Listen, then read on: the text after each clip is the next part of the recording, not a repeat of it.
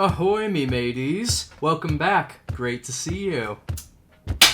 Last chapter, we got a little bit more insight into the power structure of the Pequod, which is to say, Ahab has the power. Everything else is decorum or a tool to reinforce his power. But that was last chapter. Right now, it's dinner time, baby, so let's eat up. Let's read a damn book.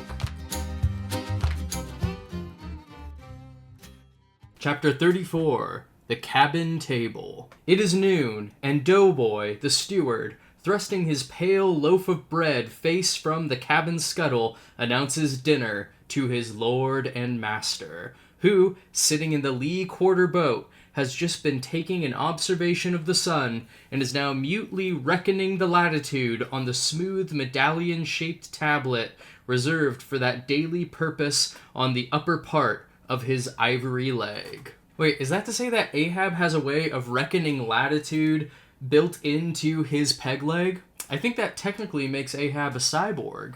From his complete inattention to the tidings, you would think that moody Ahab had not heard his menial, but presently catching hold of the mizzen shrouds, he swings himself to the deck, and in an even, unexhilarated voice, saying, "Dinner, Mr. Starbuck," disappears into the cabin. When the last echo of his sultan's step has died away, and Starbuck, the first emir, has every reason to suppose that he is seated, then Starbuck rouses from his quietude, takes a few turns along the planks, and after a grave peep into the binnacle, says with some touch of pleasantness, "Dinner, Mr. Stubb," and descends the scuttle. The second emir lounges about the rigging a while, then slightly shaking the main brace to see whether it be all right with that important rope, he likewise takes up the old burden, and with a rapid "Dinner, Mr. Flask," follows after his predecessors. But the third emir, now seeing himself all alone on the quarterdeck,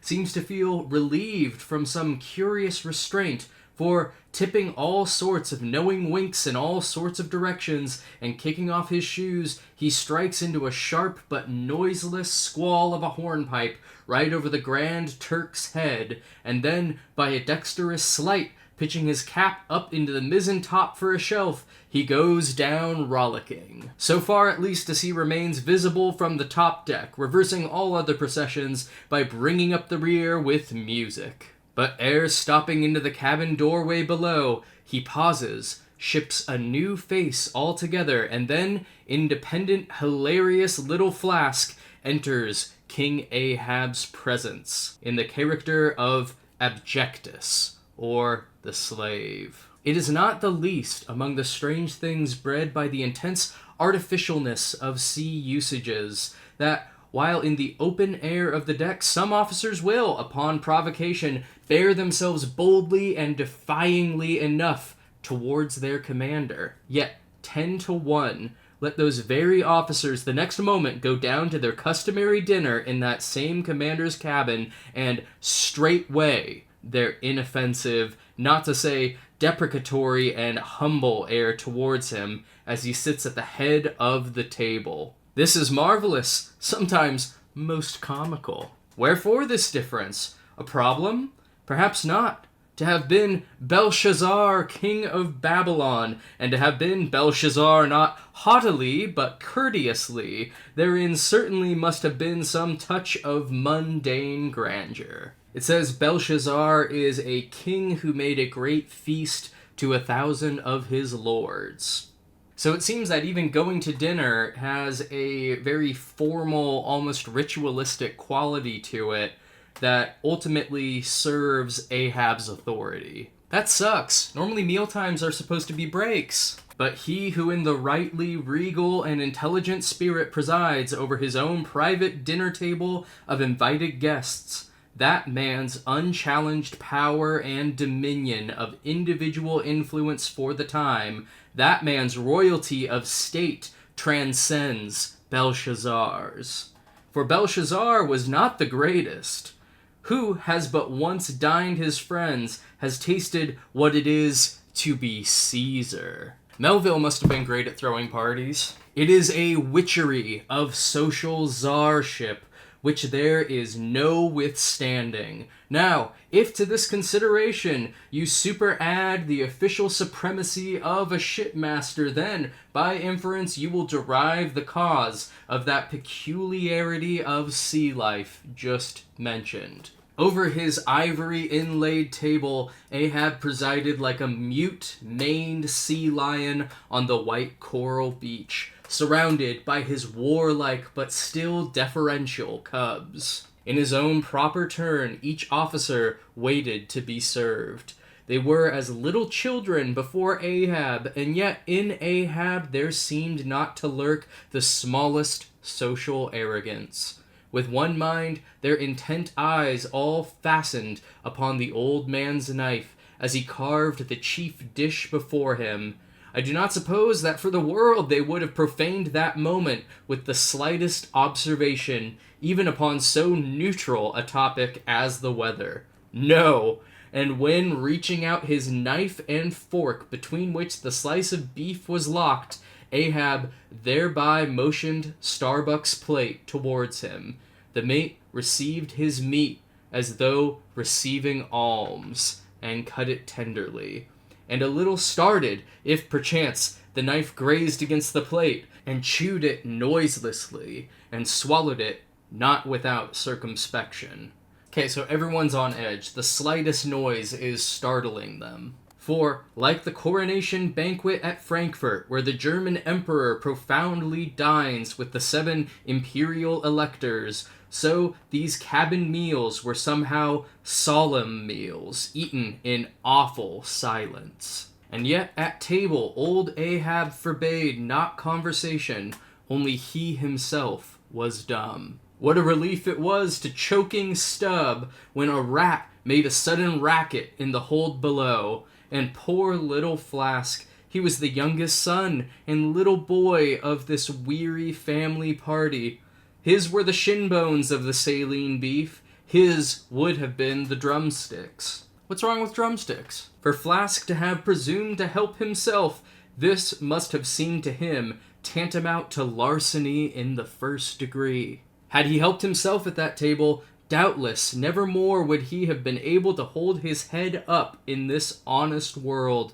Nevertheless, strange to say, Ahab never forbade him. So we have this illusion of freedom on board the ship where behind everything is Ahab going, "Go ahead, you won't."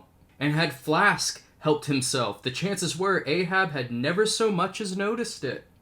Least of all did Flask presume to help himself to butter, whether he thought the owners of the ship denied it to him on account of its clouding his clear sunny complexion, or whether he deemed that on so long a voyage, in such marketless waters, butter was at a premium, and therefore was not for him, a subaltern. However it was, Flask, alas, was a butterless man. Not a butterless man.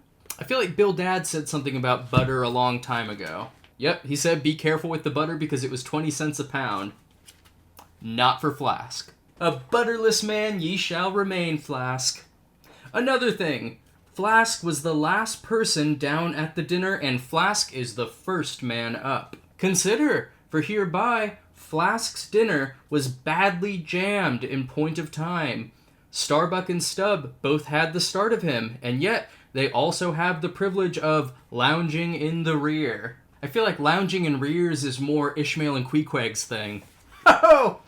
Got him! If Stubb, even, who is but a peg higher than Flask, happens to have but a small appetite, and soon shows symptoms of concluding his repast, then Flask must bestir himself. He will not get more than 3 mouthfuls that day, for it is against holy usage for Stubb to precede Flask to the deck. I think holy usage is important wording because it reinforces the ritualistic, almost religious nature of this ceremony of reinforcing hierarchy aboard the ship.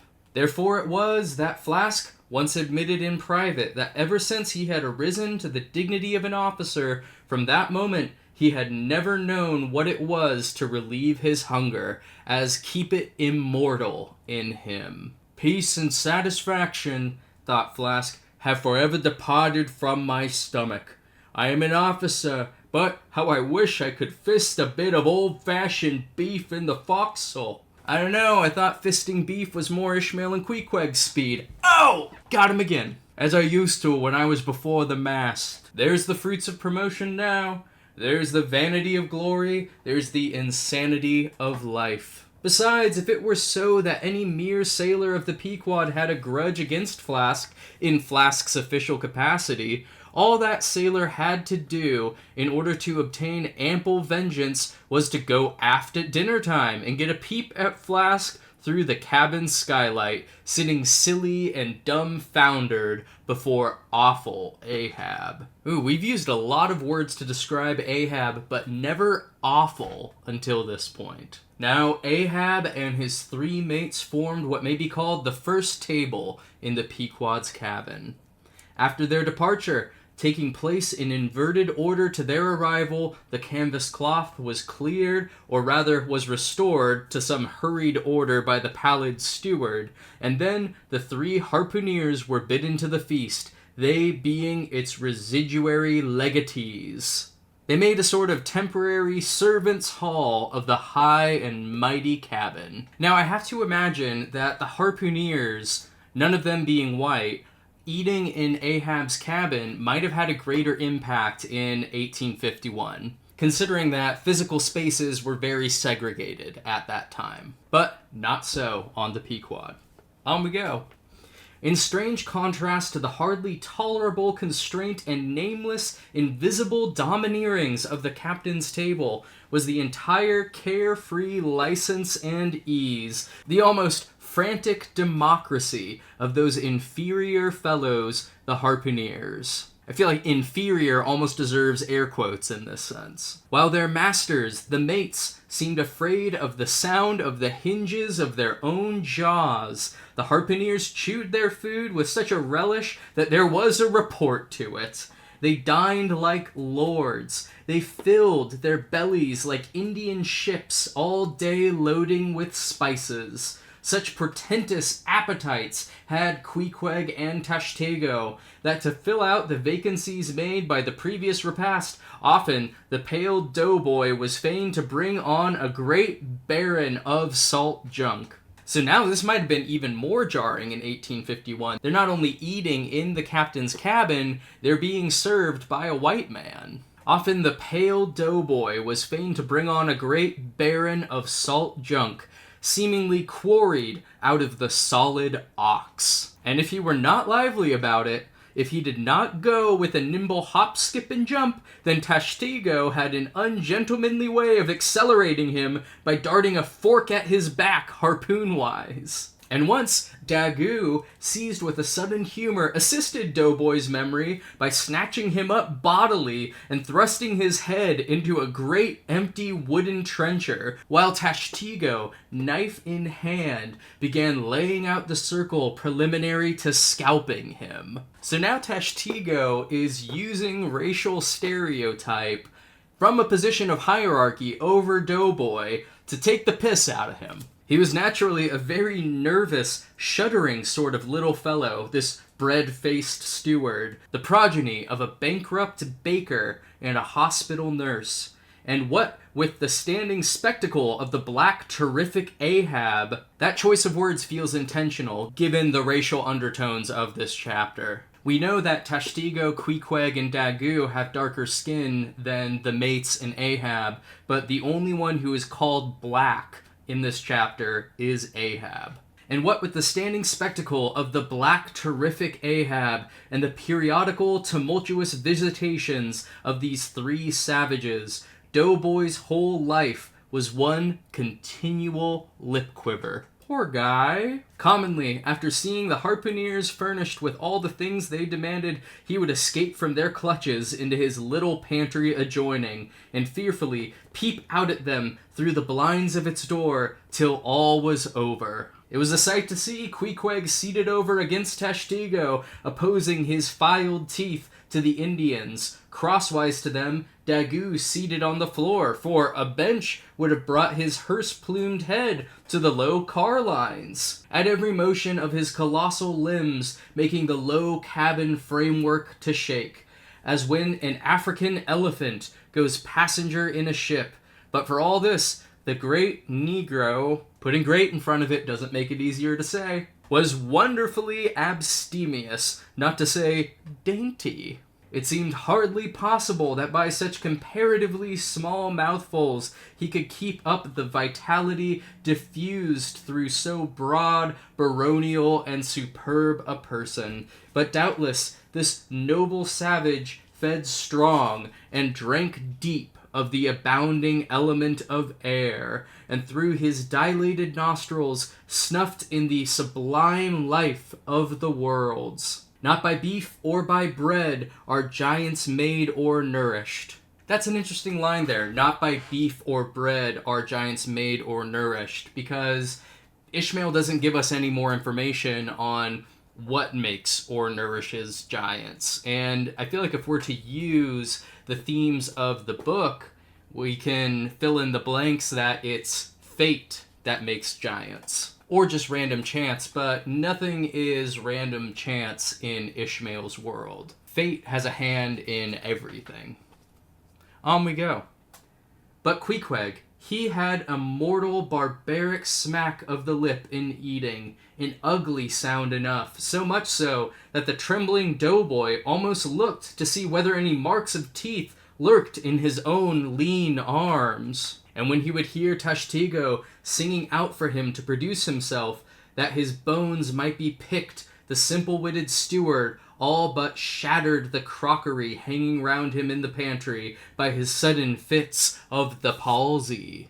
Gosh, shit really rolls downhill, huh? Nor did the whetstones, which the harpooneers carried in their pockets for their lances and other weapons, and with which whetstones at dinner they would ostentatiously sharpen their knives, that grating sound did not at all tend to tranquilize poor doughboy.